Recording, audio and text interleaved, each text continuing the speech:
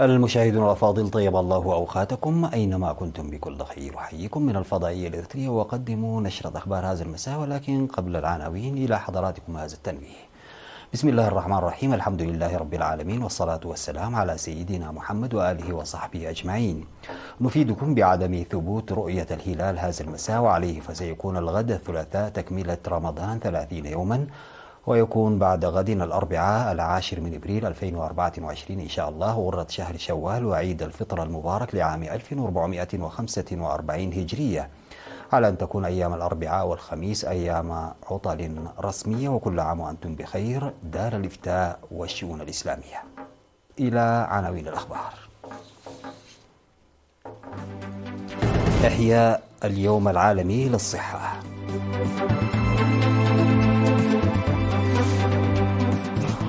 بحث تقييم نتائج الطلاب في مندفرة.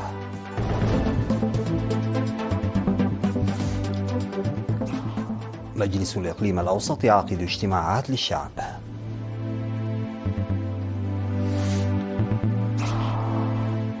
أكثر من 90 قتيلا في غرق مركب قبال السواحل موزمبيق.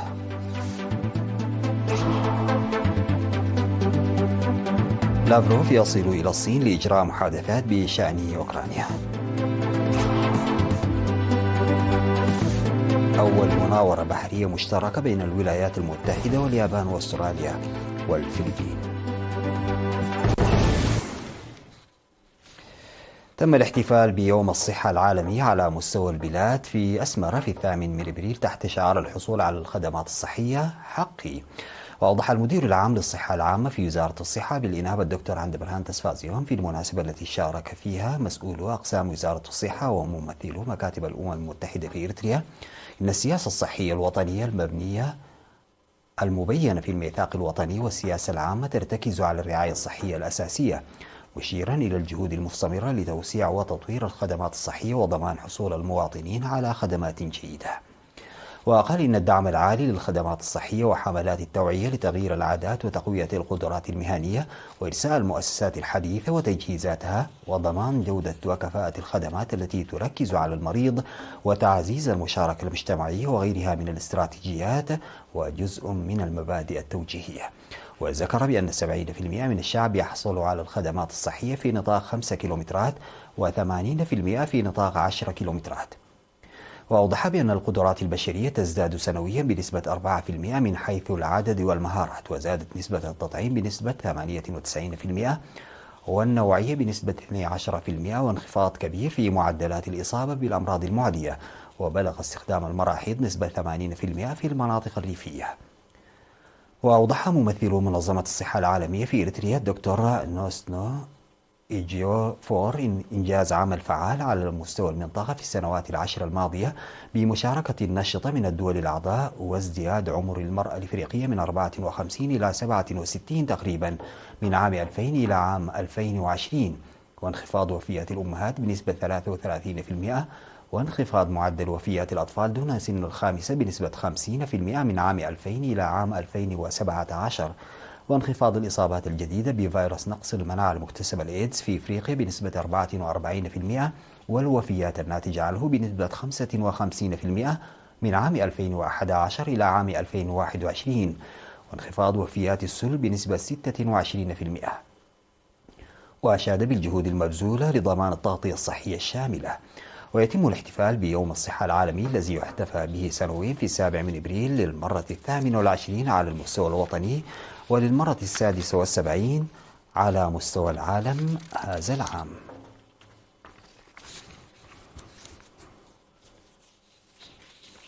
بحثت إدارة التعليم العام التقييم الذي أجري عن نتائج طلاب الصفين الثالث والخامس في اجتماع عقد في 6 من إبريل في مندفرة.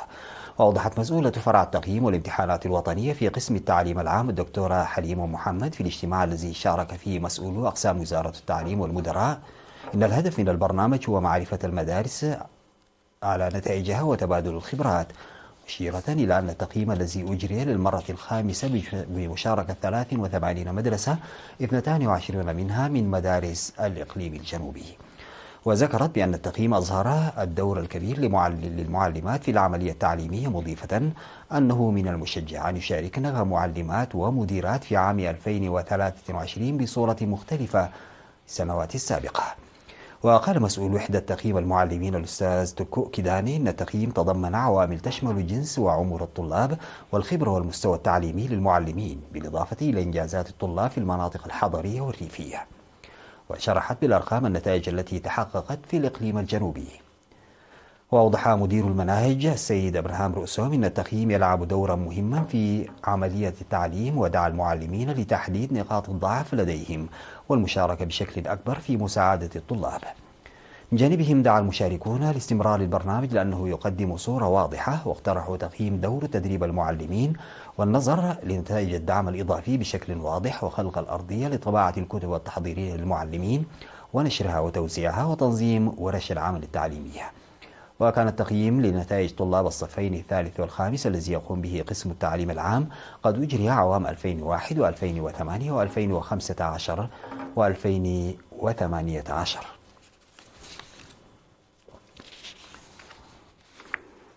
عقد أعضاء مجلس الإقليم الأوسط اجتماعات يوم 7 من إبريل لممثلي السكان لشرح القرارات والتوصيات التي خرج بها اجتماع المجلس المنعقد في 16 من فبراير المنصرم.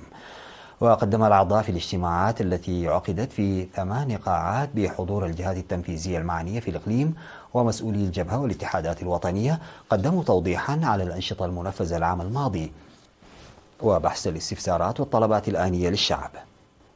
وأوصى المشاركون بعد مناقشة التوضيح المقدم على إيجاد حل لصعوبات توزيع الغاز وقلة قنائن الغاز، ومراقبة ومتابعة مشددة لوزن الخبز، وإصلاح عاجل لدورات المياه العامة الخربة في المدينة، والاهتمام بمشكلة المواصلات.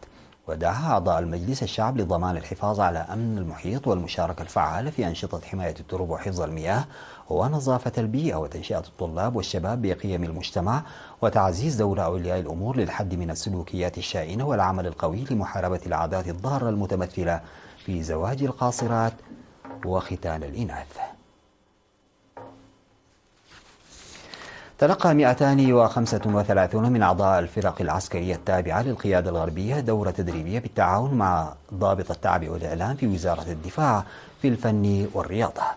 تضمن التدريب الذي استمر من الأول وحتى 5 من إبريل الموسيقى والدراما والرقص والكتابة والفرق بين الفيلم والمسرح والشعر الغنائي. كما اشتمل التدريب القوانين الجديدة لكرة القدم والطائرة للحكام والمدربين. وذكر ممثل المتدربين في مراسم التخريج يوم 5 من إبريل بحضور كبار قادة القيادة الغربية، ذكر أهمية التدريب المقدم، مناديا لضمان استمرارية الارتقاء أكثر بالقدرات.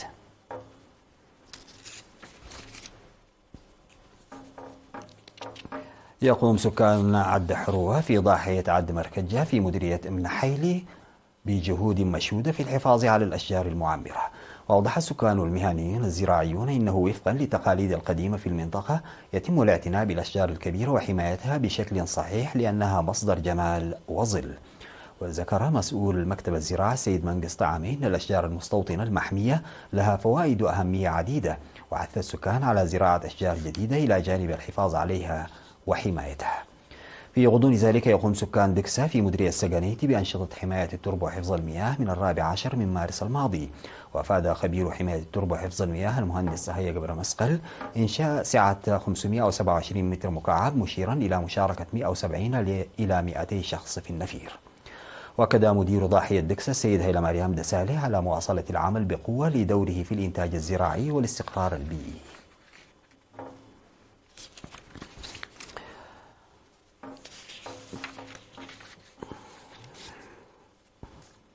تلقى 735 شابا في مديرية بريخ دورة تدريبية في مختلف المجالات.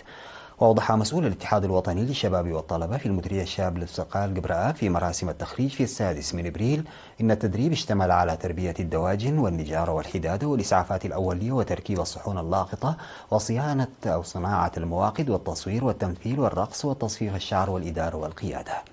وأوضح ممثل الخريجين أن التدريب سيكون له دور في رفع القدرات المهنية وتمهيد الأرضية للاعتماد على أنفسهم.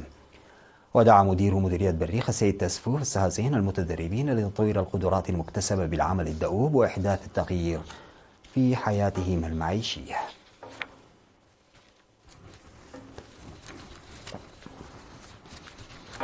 بعد الفاصل سادتي أعود بالأخبار الخارجية.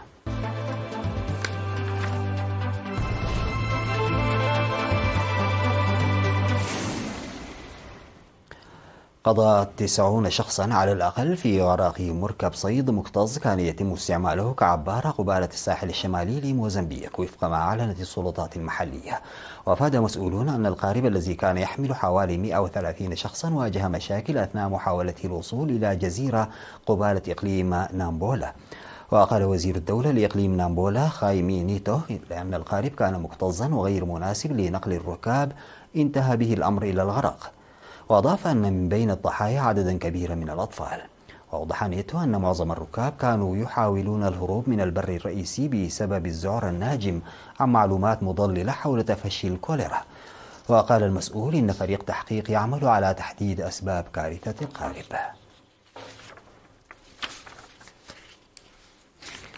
قالت وزارة الخارجية الروسية إن وزير الخارجية سيرجي لافروف وصل إلى الصين لإجراء محادثات مع المسؤولين الصينيين تتناول الحرب في أوكرانيا والعلاقات الثنائية والوضع في منطقة آسيا والمحيط الهادي.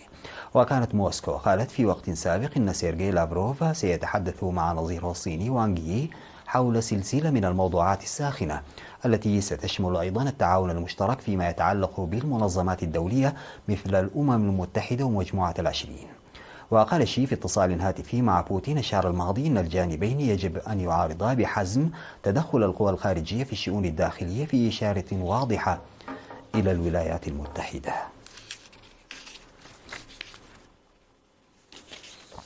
أعلنت الولايات المتحدة واليابان واستراليا والفلبين تنفيذهم أول مناورة بحرية مشتركة بينهم ببحر الصين الجنوبي تشمل تدريبات على الحرب المضادة للغواصات.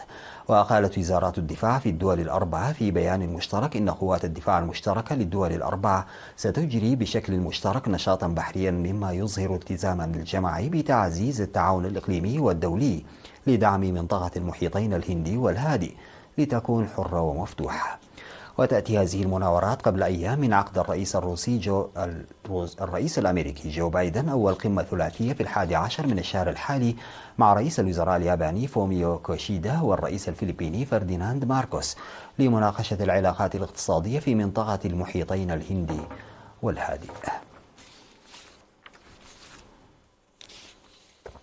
قالت وزارة الدفاع الكورية الجنوبية إن ثاني قمر صناعي للتجسس محلي الصنع دخل مداره بعد إطلاقه من مركز جون إف كينيدي للفضاء في فلوريدا على متن صاروخ فالكون 9 التابع لشركة سبيس إكس وفقا لرويترز.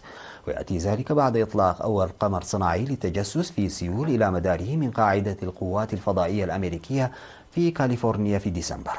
وقالت الوزارة في بيان إن الصاروخ فالكون 9 تم إطلاقه إن القمر الصناعي انفصل بنجاح عن مركبة الإطلاق بعد 45 دقيقة ودخل مداره المحدد. وأضافت الوزارة أن القمر أجرى اتصالات ناجحة مع إحدى المحطات الأرضية بعد مرور حوالي 2 و40 دقيقة من عملية الإطلاق. وتأتي عمليات الإطلاق المتتالية للأقمار الصناعية للاستطلاع وسط سباق مع كوريا الشمالية على امتلاك قدرات عسكرية في الفضاء.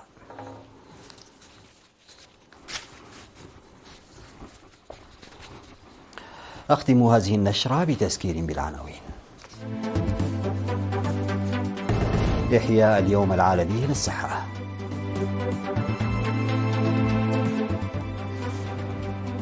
بحث تقييم نتائج الطلاب في مندفرة.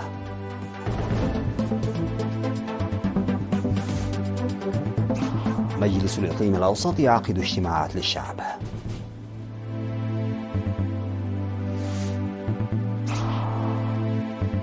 أكثر من 90 قتيلا في غرق مركب قبالة سواحل موزمبيق.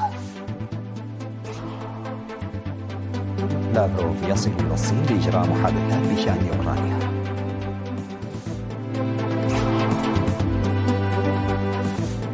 وأول مناورة بحرية مشتركة بين الولايات المتحدة واليابان واستراليا والفلبين. شكرا لمتابعتكم والسلام عليكم ورحمة الله تعالى وبركاته.